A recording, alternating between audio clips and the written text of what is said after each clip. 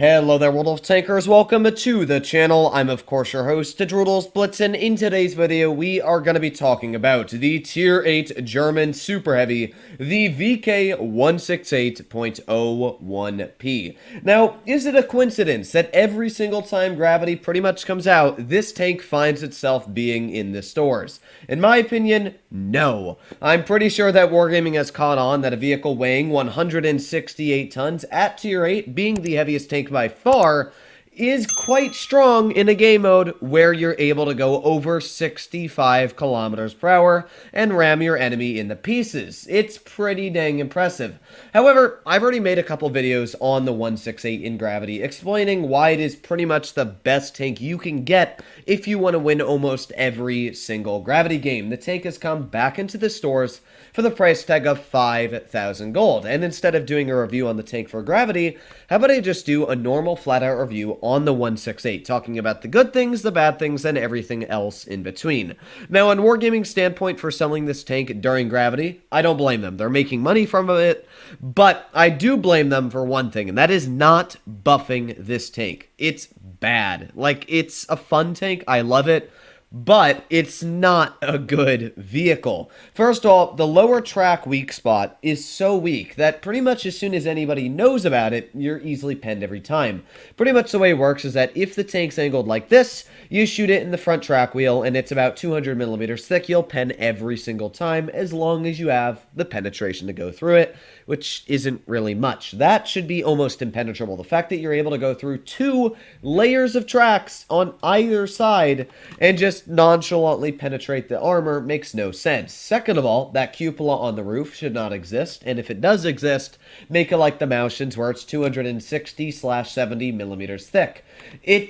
It just doesn't make sense. I don't understand why this tank is a German super heavy, and then they put a massive cupola on the roof that's able to be penned. Like, okay, Wargaming. So, yeah, this tank has its fair share of problems. But one thing it doesn't struggle with is alpha. This tank sitting at 460 average damage is pretty dang beefy. As well, because it does weigh a lot, means that you can pretty easily push your way into the enemy opponents, slapping a pretty big amount of hit points off of them when you do in the process. Like that there, 692 hit points taken right off that Pantera. Don't you love the HE on this thing?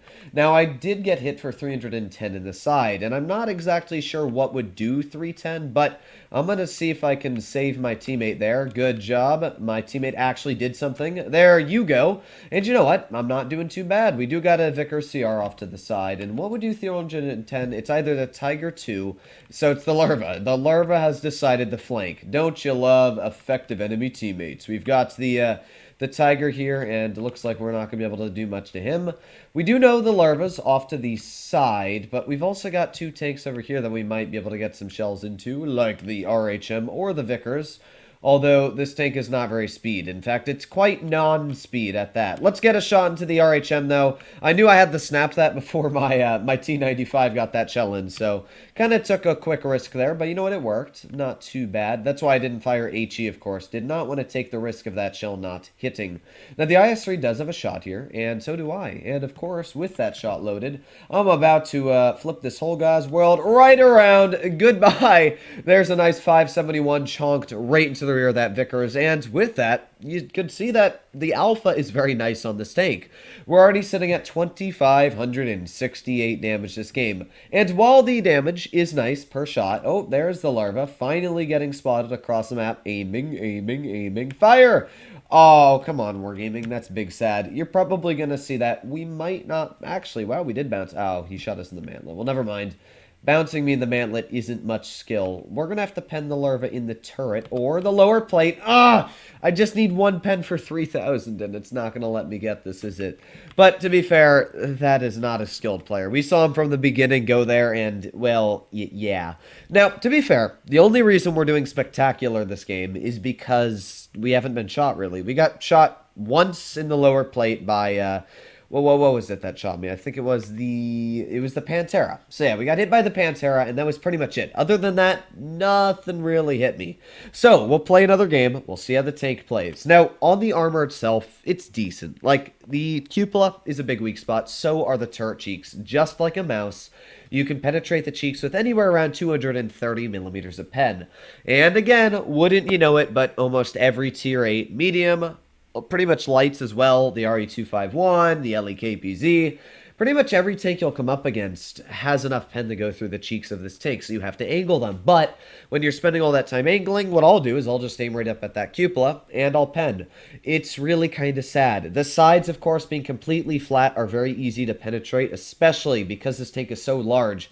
You can see here that it's actually wider than the Maushin, it looks like, which means, actually, it's about the same width. But the fact that this thing is the same size as a Maushin, it's in fact based off the Maushin design, yeah, not good. It's the same size as a Maushin, but in tier 8 with worse armor. If this thing had the Maushin's armor profile, it would be overpowered. But why couldn't they go in between? You know, the VK100 has so many advantages over it, and this would be my advice.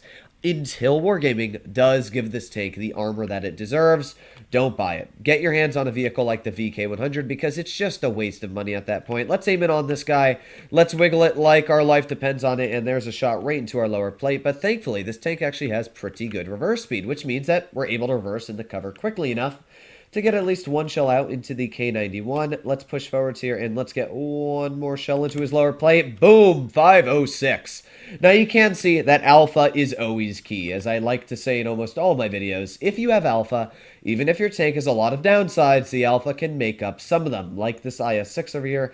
Oh, imagine if this hits. Just imagine. Oh, baby! That's what I'm talking about. Massive chunk right into that IS-6. He's not enjoying that all too much, and I enjoyed it. I can tell you that. I definitely enjoyed that quite a bit.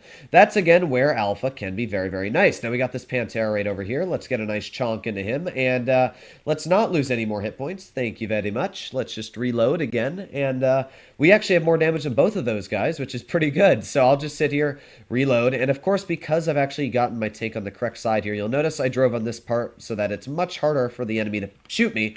Although, yeah, went right through my turret cheek, of course. Don't you love that fantastic armor? Let's angle out that track wheel. Let's back up, and, well, this game's not great, but it's also not bad. We're doing pretty decent here. All we got to do is penetrate this K91. Actually, I'm just going to slam an HE at him. Oh, that's sad. That's so sad. We just needed a little bit more of a roll, and that guy would have died. But you know what? We played it well. We did our job. We distracted a K91, a tier 9 heavy tank. Did a pretty good job as well this game, and you know what? I can't complain. All that's left is the IS-6 over here, which hopefully is just going to keep on backing up. Come on. Oh, you butt. You butt. He's just going to go forwards and probably kill the Pantera. There he goes. Pantera dead. Hopefully this guy keeps on running. Come on. Keep going. Keep going. Oh, come on. Come on. Come on. Come on. And fire. That's what I'm talking about. Then we back up. So this game, we did 2,900 damage. And while I made the tank seem not that bad, you could have done everything I did here. Again, in a VK100, where it's got a thicker cupola, it's got more armor, the turret cheeks are thicker, and it's got smaller turret cheeks, as well the lower plate's better armored, the track wheel doesn't have the weak spot, the sides are angled, like just, and it's a smaller tank, don't forget that part, it's a much smaller tank. Overall, this is a better vehicle, it's covered in spaced armor, it's just better. I would highly suggest to just play the VK100 in Gravity, and I would also suggest just to not buy the 168. Stick with the 100, you'll enjoy it more, and it's a better tank. Hopefully all of you enjoyed today's video. If you want to see more like it, please consider smashing that subscribe button down below. But other than that, hopefully all of you are doing well out there. Stay happy, stay healthy, and I'll be seeing you in the next one. Bye-bye.